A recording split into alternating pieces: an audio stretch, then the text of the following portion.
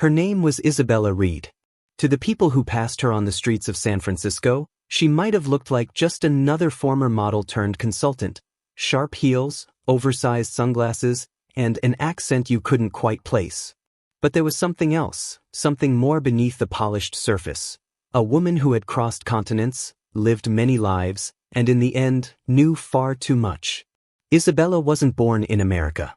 She came from the steppes of Ulaanbaatar, Mongolia, raised in a family of educators. Her father was a linguistics professor, her mother a translator for the Soviet embassy. She spoke 5 languages before she turned 18. English came last, but she wore it well, with precision and a soft European cadence that could disarm any room.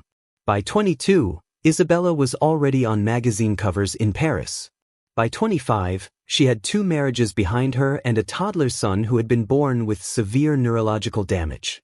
The boy never spoke a word in his life. She kept him in a specialized facility in Taiwan and sent money every month. After Paris, she drifted into international business.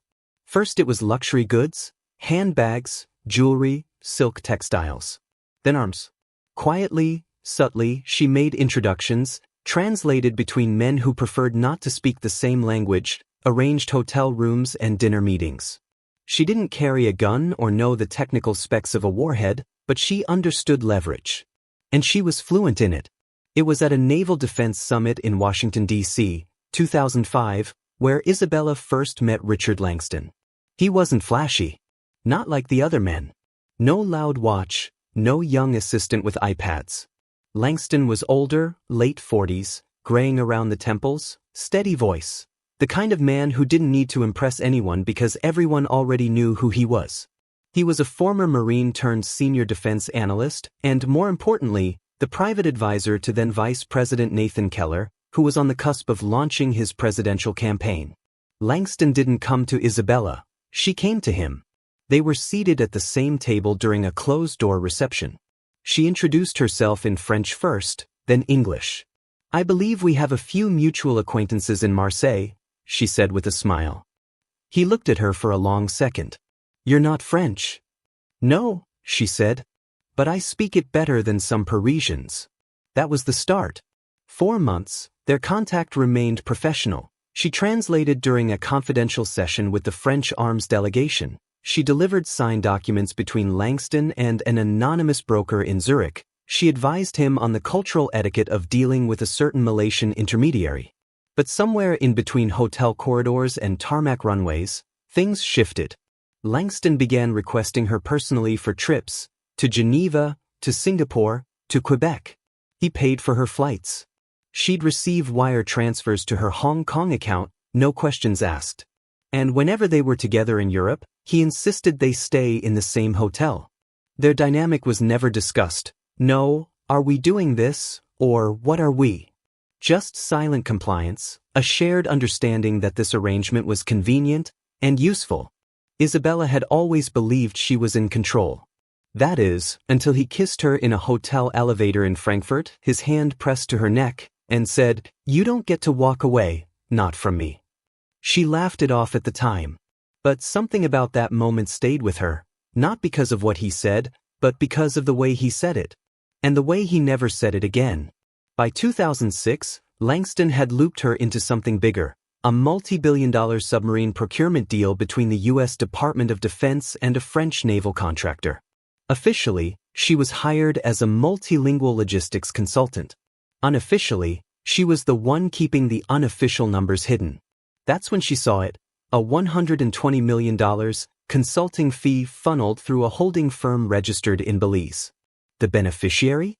A shell corporation tied to Langston's daughter and an associate of Nathan Keller. It was clean, impressively so. But Isabella had seen enough shadows in this world to know what that kind of money could do. And what it could destroy. At first, she didn't say anything. Just noted it, screenshot it, and backed it up onto a private server. But in April 2006, her son in Taiwan took a turn for the worse. Medical costs skyrocketed. Specialists wanted $300,000 upfront for a new experimental treatment. Isabella called Langston. He didn't answer. She called again. This time, she left a voicemail. "Richard, You and I both know I've earned more than this silence. Let's talk. I don't want to make this messy. A week later, he wired her $50,000. She took the money and sent him a new message. You want me to stay quiet? It costs more now. He didn't respond. And just like that, Isabella changed. She went to a private attorney in Boston, an old friend from her modeling days. Told him to hold onto a flash drive in case something happened. She gave him 3 names, Langston, Keller, and one more, a French contractor whose name she never spoke out loud. I'm not accusing anyone, she told the attorney. But if I disappear, tell the press. Tell everyone. That was the last time he saw her. A month later, Isabella Reed boarded a flight from San Francisco to Washington, D.C. She texted her cousin, saying she would be meeting someone to finalize things. At 6:42 p.m., Isabella was seen on surveillance footage outside Langston's gated home in Arlington. At 7:13 p.m., she got into a red SUV with government plates. She was never seen alive again. Richard Langston never ran for office. He didn't need to. While the press was obsessed with debates and campaign trails, Richard stayed behind the scenes, tucked away in secure boardrooms, discreet dinners, and encrypted phone calls that carried more weight than any televised speech. By the time he was 45, he had served 3 administrations, advised on 6 classified weapons programs, and written position papers that ended up in the hands of presidents. He wore tailored gray suits, gave direct answers, and had the kind of voice that sounded like it already knew how this would end. People didn't question Richard Langston. They obeyed him.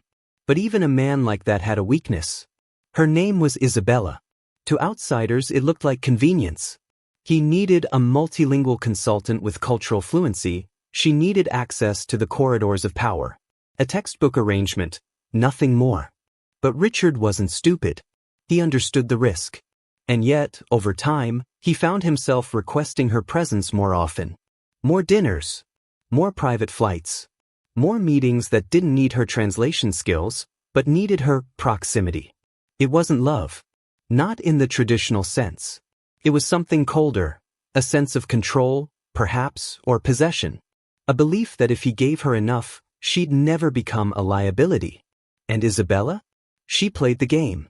She smiled when she needed to, said what he wanted to hear, and listened when he forgot she was in the room. But underneath that flawless composure, she was cataloging everything. During one of their many trips to Europe, Geneva, late 2005, Isabella saw something she wasn't supposed to. A briefcase exchanged between Richard and a contractor from Marseille. A handshake. A whisper about consulting shares and Belize logistics. She didn't ask questions. But that night, in the hotel room, she copied the documents on a secure thumb drive she always kept hidden in her passport pouch. She didn't need to use it. Not yet. By February 2006, Isabella was growing restless. The money was good, but it was inconsistent, sporadic. And now, her son's health had worsened again. The bills were unbearable. She wanted security, a promise, not just payments. So she asked Richard for something real. I don't want to keep flying in shadows, she told him once over dinner in Zurich. I want a life. Something that means I exist beyond your call log. He didn't answer. He just looked at her for a long time, then excused himself. The next day, he arranged for a legal associate in Las Vegas to offer her a green card sponsorship through marriage. A formality. A clean name. A backdoor. That was the moment Isabella realized what she truly was to him. Not a partner. Not a confidant. A liability. And from that moment on, her silence was no longer guaranteed. The power imbalance between them was vast. She knew that. But she also knew things about Richard, things he had no idea she had seen, heard, or recorded. Deals. Names. Accounts. Even the full trail of one offshore transaction that linked Richard, a French defense firm, and Vice President Keller's campaign pack. She made a calculated move. She called Richard's private line one afternoon. This isn't a threat, she said. It's a negotiation. You're not the only one who knows how to protect things. He didn't speak. She continued, you promised to take care of me. This is me holding you to that promise. 3 days later, Richard wired her $50,000. Not enough. She replied by mailing him a printout. A single page. An internal memorandum that wasn't supposed to exist. One that referenced the French submarine deal and a consulting fee that couldn't be traced. No note. No return address. Just the document. That was when everything changed. Richard reached out to someone. Isabella never knew exactly who. But the tone of everything shifted. Phone calls from Richard stopped. Her usual transfers were blocked. One of her contacts in Taiwan warned her to stay low. She ignored the warning. In April 2006, she flew back to San Francisco, made arrangements with a private attorney, and gave him the encrypted backup of her files. "Only open this," she said, "if I disappear." The lawyer, an old friend from her early modeling days, thought she was exaggerating. But Isabella wasn't the dramatic type. She booked a flight to Washington, D.C., under her real name, and sent Richard one final message. "I'm coming. Let's settle this quietly." She arrived at Reagan National Airport on a rainy Thursday afternoon. At 6:42 p.m., a security camera captured her standing outside Richard's house in Arlington. A black umbrella. A leather coat. A man inside the home peeking through the blinds. At 7:13 p.m., she entered a red SUV with diplomatic plates. That was the last anyone saw of Isabella Reed. Her cousin reported her missing 2 days later. Police hesitated at first. The name didn't trigger any alerts. No record of her entering any federal building. Her visa status was clear. But then the cousin mentioned Richard Langston. That changed everything. Suddenly, agents were involved. The case was sealed. The missing persons report was taken offline. And when a ranger discovered charred remains in a restricted forest zone used for military training exercises, the investigation was buried faster than it began. Isabella's body was never formally identified, only fragments. Both jewelry and a necklace her cousin said she never took off. It wasn't until a whistleblower, a former logistics officer from Fort Bragg, leaked an internal report detailing the unauthorized use of industrial explosives during the same week Isabella disappeared that questions began to surface again. Why was C4, a military-grade explosive, used in a forest 30 minutes outside Washington, D.C.? Why was there no public record of a training exercise that week? And most importantly, who gave the order? Because C4 can't be purchased. It can't be carried without clearance. It's signed out. But someone approved it. And that someone, according to an anonymous tip sent to a journalist in Baltimore, was Richard Langston himself. 3 weeks. That's how long it took for anyone to admit that Isabella Reed was gone. Her cousin, a nursing student from Philadelphia, was the first to notice. She had spoken to Isabella the night before her trip to Washington, D.C. They talked about her son's condition, her plans to ask Langston for help one last time, and, in what would be their final message, a line that stayed with her cousin for years. "If I get what I came for, I'll fly straight to Taipei next week. If not, well, I won't be quiet about it." At first, the cousin thought Isabella was exaggerating. She'd made dramatic threats before, mostly aimed at Langston. But this time felt different. It wasn't about heartbreak or revenge. It was about fear. Quiet, creeping fear. By the 4th day without a response, she called the Arlington police. The report was taken, reluctantly. The officer who met her scribbled some notes, asked if Isabella had a history of mental illness, and warned her that adults disappear all the time. She left the station furious and came back with proof, Isabella's flight record, hotel reservation, and a screenshot of her outside Langston's gated home, taken from Isabella's own encrypted messaging app. Only then did the tone shift. The next day, the Arlington PD forwarded the case to federal authorities. Within hours, the file was sealed, and all inquiries were rerouted through an unnamed division of Homeland Security. The cousin received no updates. No names. No follow-ups. Just silence. Then, on the morning of May 6th, a park ranger stumbled upon something strange in the George Washington National Forest, a restricted zone not open to civilians. Deep inside a decommissioned military trail, beneath a canopy of scorched branches, he found blackened soil, melted fragments of what appeared to be a cell phone casing, and several small bone shards protruding from a circular blast crater. At first, the ranger thought it was an old detonation site, leftover debris from some forgotten training exercise. But what caught his eye was the necklace. Thin, twisted at the clasp, with a tiny ruby pendant still glowing faintly under the soot. That necklace, according to Isabella's cousin, was a family heirloom. She wore it always. The authorities cordoned off the area, and within 12 hours, a forensic team was flown in under federal directive. What they recovered wasn't a body. It was evidence of annihilation. Charred muscle tissue, a partial femur, a dental crown, and two materials that should never have been present in a civilian crime scene: PTN and RDX, the chemical components of C4 explosive. The crater was surgical, 18 inches deep, perfectly symmetrical, centered on where the remains had been placed. Whoever did this had not only wanted her dead, they wanted her erased. The cousin was brought in for DNA confirmation. The match was conclusive, but there was no autopsy, no official announcement, no press release. In fact, no public record of Isabella's death would ever be created. Instead, the government told her cousin to keep quiet for the sake of national security. An agent in a black sedan delivered a non-disclosure agreement to her apartment. She refused to sign it. She went to the media, local first, then national. No one would touch the story.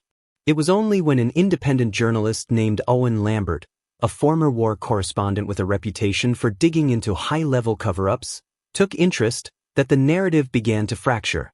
Owen had been investigating the defense procurement process for years. He knew the names, the contracts, the shady subcontractors laundering millions through real estate firms in Belize, Malta, and Cyprus. When he heard Isabella's name, he recognized it. She had been listed as a consultant on a French delegation's travel logs in 2005, the same delegation involved in the now suspicious submarine contract. He dug deeper.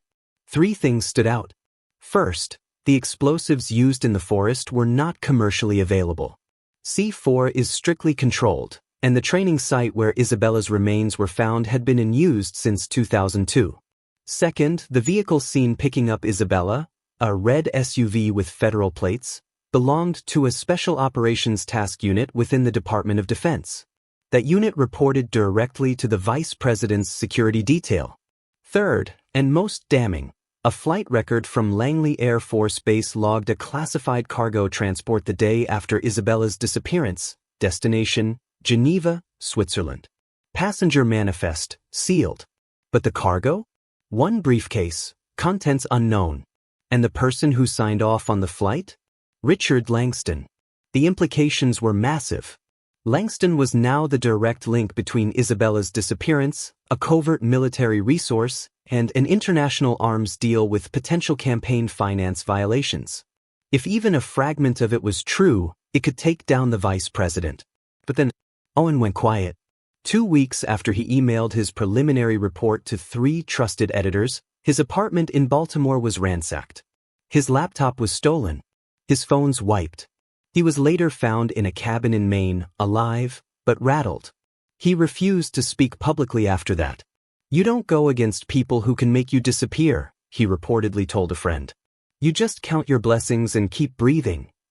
Isabella's cousin was undeterred. She continued to post updates online, even as strange cars appeared outside her apartment. Even as her student loan account was mysteriously frozen. Even when her passport renewal was delayed indefinitely. She wouldn't stop. Because Isabella hadn't just been a cousin. She had been her sister in everything but name, the woman who'd supported her education, sent money for her mother's medicine, and promised to fly her to Paris someday just to sit by the Seine and read books in peace. This wasn't just about justice. It was about memory. About not letting the fire be the last thing left of her. 2 men. Both sworn to protect.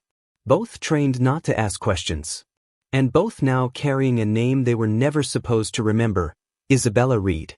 Their names were Agent Thomas Rourke and Agent Miguel Serrano, members of a special operations unit attached to the Vice President's protective detail. Officially, they were classified as Mobile Tactical Response Officers. In practice, they were the ones you called when the usual protocols couldn't apply. They never expected to be pulled into a cleanup. And they never expected that cleanup would involve a civilian woman, NC4. Their involvement came to light 6 months after Isabella's death, when a leaked internal audit flagged inconsistencies in equipment requisitions from a federal armory outside Quantico.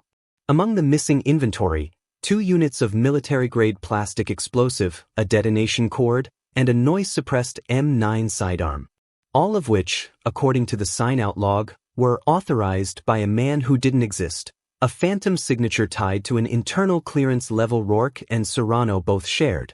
The Office of the Inspector General initiated an inquiry. Quietly. No subpoenas. Just questions. But by then it was already too late. The name Isabella Reed had surfaced in connection with a whistleblower complaint submitted by a former DoD intelligence analyst, a man who claimed he'd been pressured to alter travel records and suppress communication logs between Langston and foreign arms consultants. That analyst vanished 3 days after filing. And someone decided it was time to shut the door on the entire affair. Rourke and Serrano were summoned to a private debrief at a safe house near Langley. It wasn't formal. No uniforms. No badges. Just a room, 2 chairs, and a voice on the other side of a soundproof wall. They were told to clarify their actions during the week of April 20, 2006. At first, they denied involvement. But then the photos were presented. Still frames from surveillance footage near the entrance to the George Washington National Forest. A red SUV. 2 men unloading what appeared to be a large duffel bag. A woman with her head covered. Rourke looked away. Serrano asked for a cigarette. They weren't interrogated. Just reminded. Reminded who they worked for. Reminded what they'd sworn to protect. And reminded what would happen if confidentiality was compromised. But things didn't stay quiet for long. 2 years later, in 2008, Rourke's conscience cracked.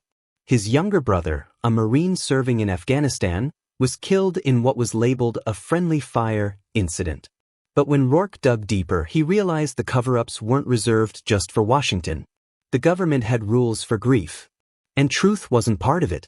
That's when he contacted attorney Diane Mercer, a former federal prosecutor turned independent legal advocate. She had made a name for herself representing whistleblowers in national security cases, and she knew the game well. Rourke didn't give her everything. Not yet. But he gave her a name. And a single sentence. We didn't kill her because we wanted to. We did it because someone told us she was dangerous. Mercer pushed for more. Rourke hesitated. And then disappeared. Weeks passed with no contact. Until one morning in October, Mercer received a package.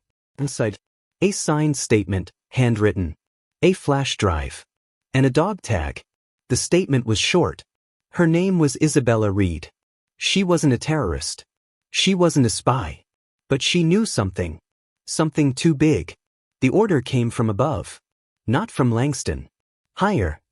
The flash drive contained audio, a scratchy, barely audible recording made during a classified briefing in March 2006. The voice giving instructions was never named, but the title was unmistakable. Protect the candidate. Neutralize exposure. Ensure no trail. The candidate. There was only one man that could have referred to, Vice President Nathan Keller, who at that very moment was leading in national polls for the 2008 presidential election. The revelation was explosive, but it never reached the press. Because within 48 hours of Mercer receiving the package, her office was raided under the Patriot Act, on grounds of unauthorized possession of national security materials. She was charged, disbarred, and placed under a gag order. Rourke's location was never confirmed again. Serrano, however, stayed quiet. Until 2013, when Keller, now President of the United States, was re-elected to a second term, Serrano was arrested in Miami for an unrelated firearms trafficking charge. He was held without bail. And that's when he started to talk. Not to the press. Not to Mercer. But to a chaplain. In a handwritten confession leaked from prison, Serrano described the night they picked up Isabella. He said she didn't scream. She didn't run. She just looked at them, calmly, and said, "So this is how it ends." They drove her in silence. At the forest, Rourke took the lead. Serrano stayed in the car, his hands shaking on the steering wheel. He never watched what happened next.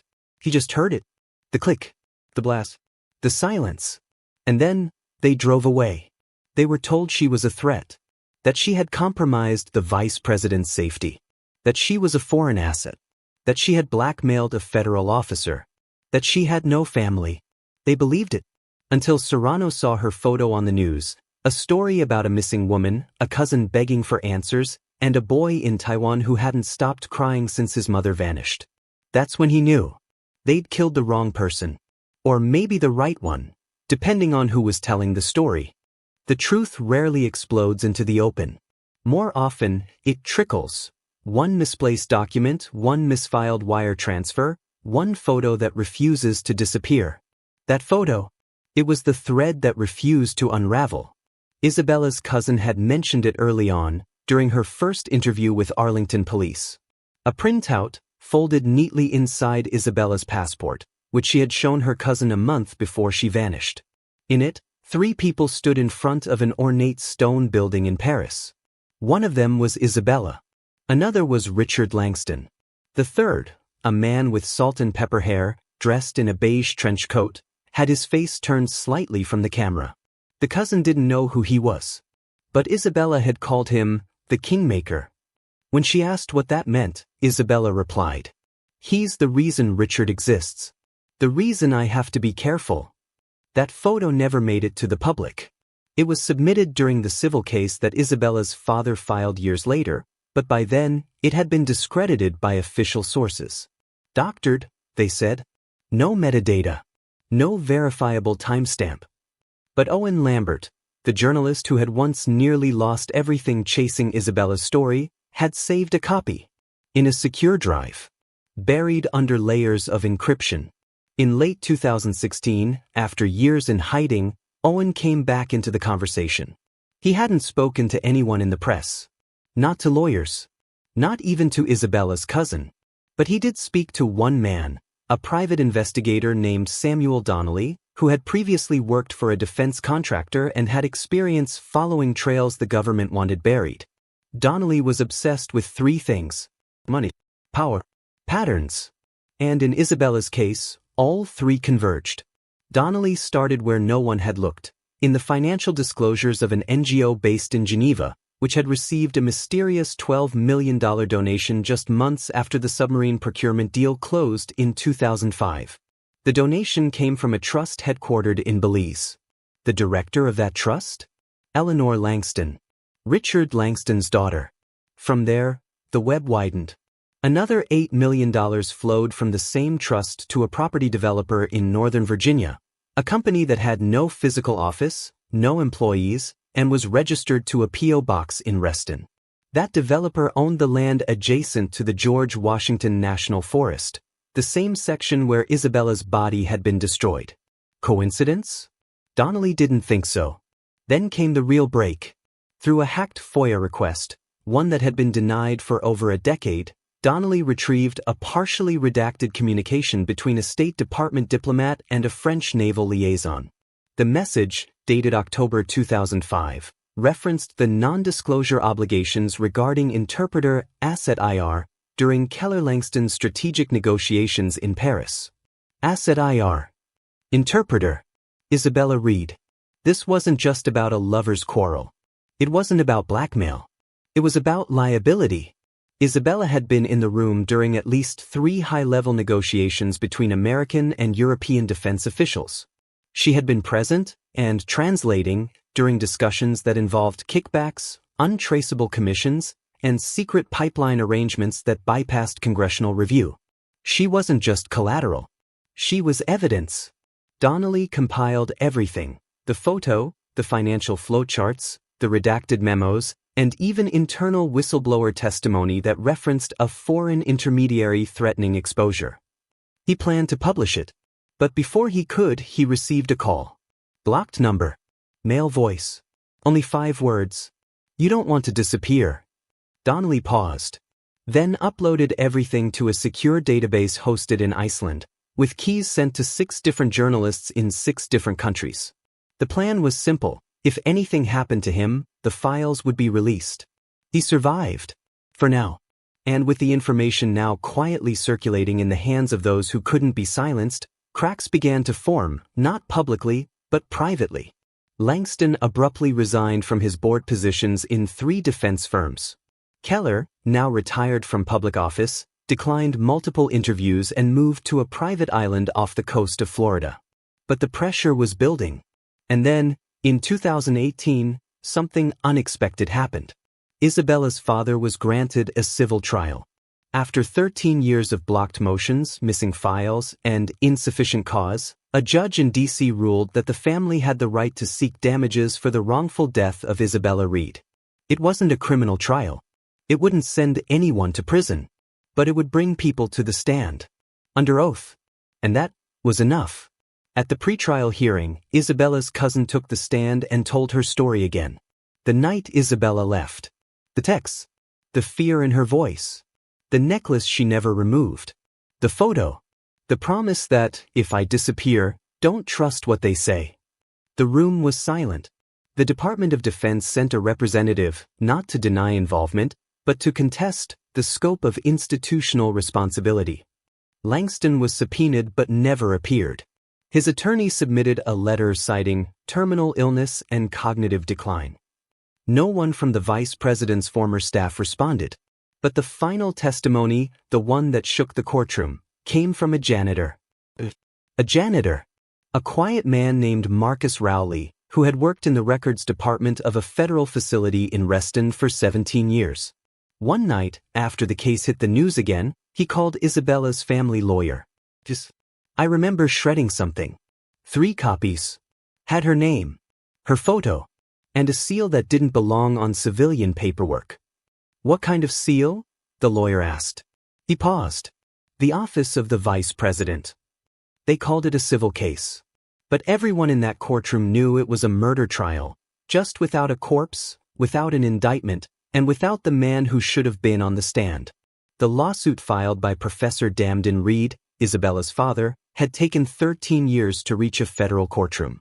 13 years of refusals, procedural delays, mysteriously vanishing records, and shifting judges. But somehow, in the summer of 2019, the case was finally heard. The Reed family v.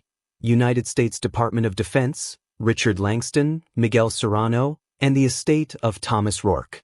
The charge, wrongful death resulting from extrajudicial killing and government negligence.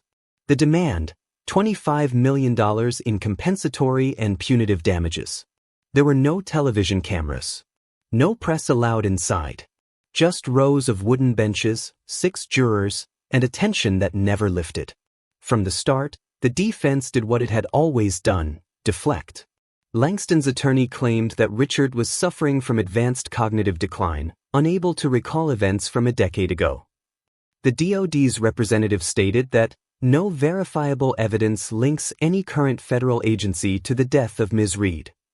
They leaned heavily on the lack of an official death certificate, a fully reconstructed body, or a signed order directly authorizing her death.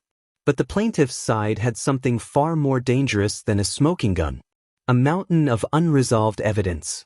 Attorney Claire Huang, lead counsel for the Reed family, built her case not on one dramatic revelation, but on accumulation.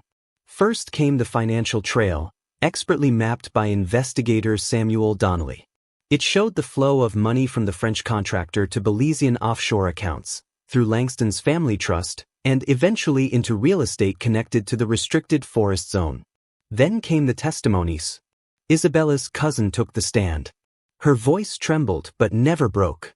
She recounted the last conversation she had with Isabella. The texts. The necklace.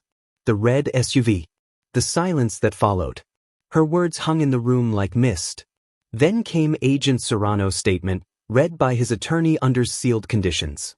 In it, he confessed to participating in the transport of Isabella Reed on April 20, 2006.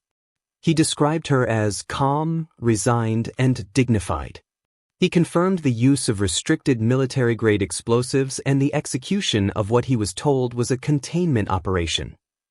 He ended his statement with 7 words. We were told she was a threat. The courtroom held its breath. The judge asked, a threat to what? But there was no answer. Because the one man who could explain that directive, Richard Langston, was now legally declared mentally incompetent to testify. And the man above him, former Vice President Nathan Keller, was neither subpoenaed nor named in the lawsuit. Everyone knew why. He was still untouchable. The most haunting moment of the trial came on the sixth day, when Professor Reed took the stand. He didn't raise his voice. He didn't cry. He simply opened a small leather-bound notebook and read from a handwritten entry, a page Isabella had once written to him after her son was born. "Papa, I am building a life between shadows. It is not what you dreamed for me. But I believe that even in darkness, some lights are worth carrying." He then held up a charred piece of metal, once part of a necklace, found in the blast zone. He didn't say anything. He just held it and let the silence speak. The defense countered with arguments about national security, unverified sources, and the risks of drawing conclusions from incomplete data. They implied that Isabella might have been involved in espionage, that her financial ties to foreign firms could suggest ulterior motives, that perhaps she was a danger. They didn't say the word justified. But they didn't have to. After 12 days, the jury deliberated for 2. The verdict? No legal liability. Not because they believed Isabella was guilty.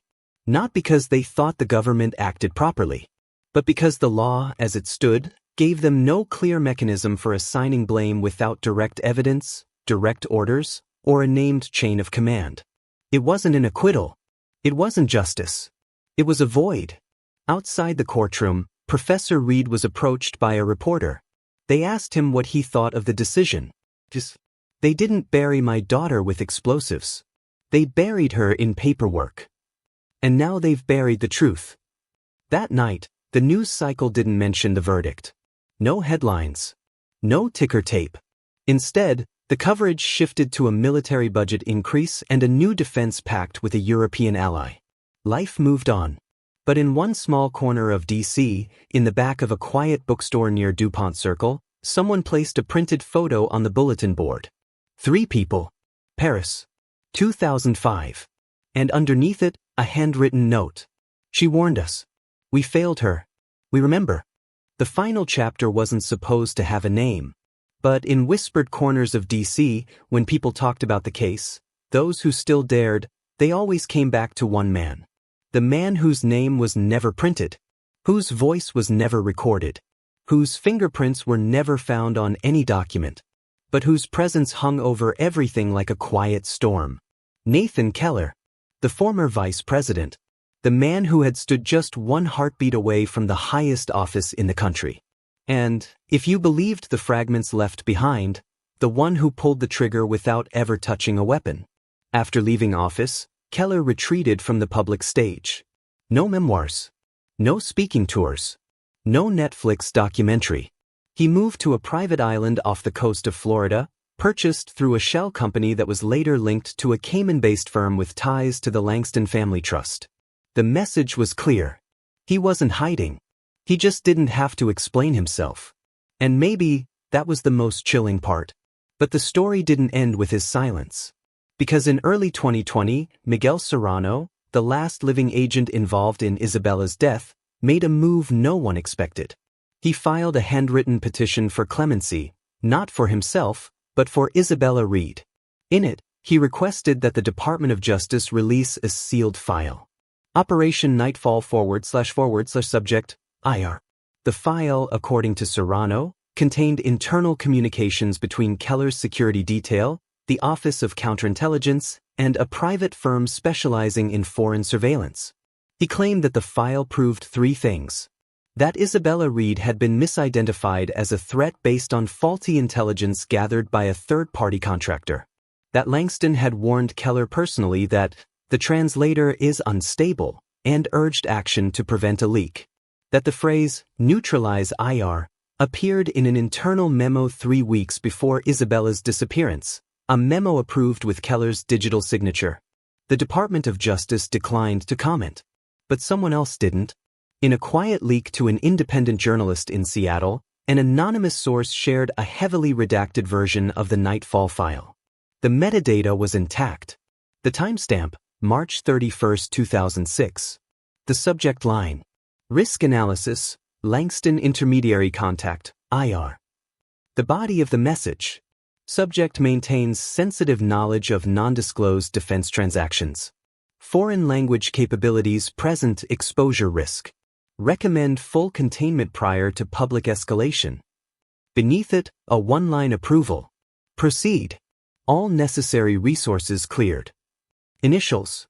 The story gained traction again, slowly, through independent podcasts, blogs, and dark web forums. The mainstream media touched it for a moment, then dropped it. Too political. Too old. Too dangerous. But inside Keller's quiet Florida compound, the heat was growing. Not legally. Not publicly. But something was shifting. Because for the first time, people around him were breaking away. His former speechwriter resigned from a nonprofit board and published an op-ed titled, "The Silence That Killed Her." He didn't name Keller. But everyone knew. Then an internal DoD memo leaked, revealing that Keller had once instructed a communications aide to remove all mentions of IR from the briefing draft. Still, no indictment came. Because there was no appetite for reckoning. Not in a country where power came with layers of insulation. Where plausible deniability was more durable than truth. But Keller's world was shrinking. His wife filed for separation. His public foundation dissolved.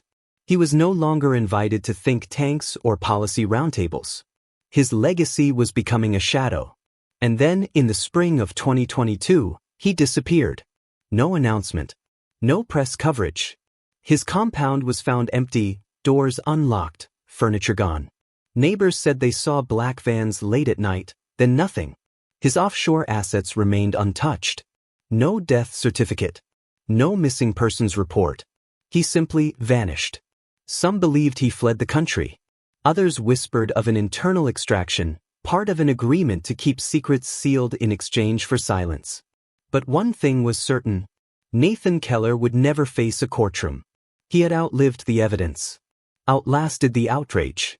And now existed only as a shadow in files most Americans would never read. But Isabella's name, that remained. It appeared in quiet corners of classrooms where law students debated whistleblower protections. It was whispered in military ethics seminars. It was printed on a plaque in a park in San Francisco, anonymously funded and quietly installed. In memory of Isabella Reed. Interpreter. Daughter. Witness. She told the truth. And paid for it. Because in the end, power may silence voices. But it cannot silence memory. There was no statue. No grand ceremony. No justice wrapped in a gavel's echo. But there was a tree. A cherry blossom, planted in a quiet corner of Lafayette Park in Washington, D.C., just 100 yards from the White House fence. No plaque. No fanfare. Only a single ribbon tied around its trunk. Crimson red. And the initials, I, written in pen, smudged by rain. It was planted there by a group of women who once knew Isabella. An artist from Paris. A translator from Taiwan. A journalist from Baltimore who credited her with helping him survive the war in Fallujah. They met online. Shared fragments. Filled in silences that the official story refused to acknowledge. Because Isabella was never meant to be remembered. She wasn't a politician. Wasn't a soldier. Wasn't a CEO or public figure. She was the kind of woman the world often overlooks. Multilingual, composed, always standing slightly behind the men who spoke louder, signed faster, and stole more. But she saw everything.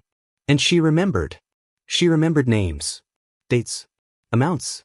She remembered the taste of the coffee in Zurich when Langston whispered about Keller's ambitions. She remembered the way her phone buzzed every night at 2 a.m. with wire transfer confirmations. She remembered the look in Langston's eyes when she asked, "What happens if I say something?" His answer wasn't verbal. It was in the silence. In the way his hand gripped the side of his glass. In the subtle shift of his chair, the unspoken calculation of power. But Isabella never wanted war. She never wanted revenge. She only wanted to be seen. Not as a mistress. Not as a threat. Not as a liability. But as a person who mattered. For a time, she thought money would buy that recognition. Then she thought motherhood might. Then loyalty. But in the end, it was her integrity that defined her. Not her silence. Not her relationships. Not the luxury hotels or the red carpet dinners. But the simple, stubborn decision to say, I know what you're doing. And I won't look away. That was the decision that killed her. Not the black SUV. Not the men with orders. Not the explosives. But the refusal to become another passive cog in the machinery of corruption. Isabella's story was never about espionage, or scandal, or money. It was about the weight of truth, the way it isolates you, the way it poisons relationships, the way it becomes a burden you carry alone, until someone decides you're too heavy to protect. Years after her death, her son, now a teenager in a care facility outside Taipei, still doesn't speak. But he recognizes music. And every time someone plays the Chopin nocturne that Isabella used to hum, he smiles. He doesn't know what happened. But he remembers her in a way no court ruling can touch. In 2024, a group of young law students at Georgetown hosted an event titled Witnesses Without Power. The keynote wasn't a politician or professor. It was Isabella's cousin. She stood behind the podium and read aloud from one of Isabella's old letters, one that had never been published. If anything happens to me, please don't let the story end with silence. I was never a hero. I made mistakes. But I did what I could. And I need someone, anyone, to carry the rest of the light. That room went still. Not because of what she said, but because of how it landed. In the quiet. In the wait. In the echo of a name the world had tried to forget. Isabella Reed. Interpreter. Mother. Witness. She never held office. But she held truth. She never held a weapon. But she disarmed the most powerful people in the country, with nothing but her memory. And though her voice was silenced, her story wasn't. Because stories, the real ones, the dangerous ones, they don't end. They just wait for someone else to carry the light.